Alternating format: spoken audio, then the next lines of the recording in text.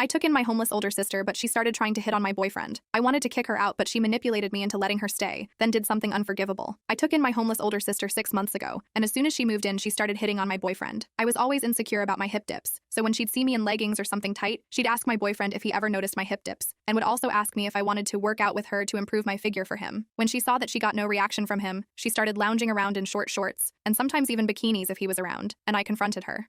Right after she finished talking about how she blew this guy's mind one time, I told her to stop it. She played dumb, but I interrupted her, saying she knows what she's doing and it's making both my boyfriend and I uncomfortable. I don't want my home to be a warehouse, so she better cut it out. She once again said she doesn't know what I'm on about, and that if bikinis make me uncomfortable, then I must be insecure or something. Because why would she go for the boyfriend of her sister who helped her out when no one else would? I thought about it, and her point made sense to me. Why would she do that? I dropped the topic. A few days passed, and she is still wearing skimpy clothes around the house. One day when she knew my boyfriend Matt was working from home, she threw on a bikini as an outfit. We didn't own a pool. She lounged around the house all day, trying to show off her body. She would bend over in weird positions to get things out of the fridge. Then she started vacuuming and cleaning up the living room where Matt was working. She brushed past him a few times, claiming she was trying to clean, then apologizing with a wink. I knew all of this because Matt told me when I got home. That night, I saw her take off her bikini and throw on an oversized shirt to go to bed. I knew then that she wasn't wearing those clothes for comfort like she had claimed before. I didn't want to start an argument with her, so I left it alone. As the weeks progressed, Savannah got worse. She decided that she would start doing yoga, but only when she saw Matt was home. She would put on the most revealing tight romper and head to the living room. While Matt was watching TV, she would lay her mat next to the coffee table in his line of sight and begin doing downward dog away from him. When I got home, she would shower and come out of the bathroom to the laundry room in only a bathrobe, constantly claiming that she forgot to replace the toilet paper or something else that would normally be under the sink. She made sure to ask Matt for help reaching things while she was in the laundry room because she swore she was too short to reach the top shelf. One night, while me and Matt were having a movie night in the living room, Savannah walked in wearing an extravagant silk robe and asked what we were doing, and we told her just watching a movie before bed. Savannah insisted that she join and jumped on the couch right next to Matt. There was more sitting space where I was, and when I asked her if she would rather sit next to me, she refused, saying she was much more comfortable on that side of the couch. She was practically sitting in Matt's lap and told him to feel how soft her pajamas were, and when Matt tried to scoot over, she only got closer. He gave a nervous smile, and my blood was boiling. My sister was definitely fiending for Matt, and I planned to talk to her one-on-one about it the next day because I wanted to enjoy this night with Matt. The next day, I was rehearsing what I was going to say to her. I was driving home from work, and Matt called me. He told me that while I was at work, Savannah came out of the bathroom dripping wet and wearing a bikini, and asked him to stop working to look at her. She asked him if he could tell that the Pilates were paying off. I drove faster home. My entire body felt hot with rage. When me and Savannah were teenagers, she would always flirt or seem interested in my boyfriends even if she already had her own. She would often follow them on social media and text them asking to hang out without me. This made me uncomfortable, but it never really went past that, so I never counted it as cheating. I just saw it as weird behavior. One night, she said she was going out with a guy that she met on Instagram, and I asked her if it was the boyfriend that she brought home to mom and dad. She said it was a hotter guy that she was meeting up with and that they were going to the movies together. Later, I found out it was my crush at the time, and it was no hiding it. Everyone knew I was interested in him except for him. So when I confronted her about hanging out with my crush, she said she never knew I was interested in him, and that I could still go for him. She then told me that they already hooked up. My 15-year-old heart was shattered. She was 17 at the time, and my crush was in my grade. Now that we are older, it feels like the same patterns were reoccurring in this relationship. I knew I could trust Matt, but my sister, on the other hand, I could not. I arrived home and stormed through the door. I called for Savannah, and she came to the living room with that same innocent look she always had. I demanded an explanation, but she acted like she didn't know what I was talking about.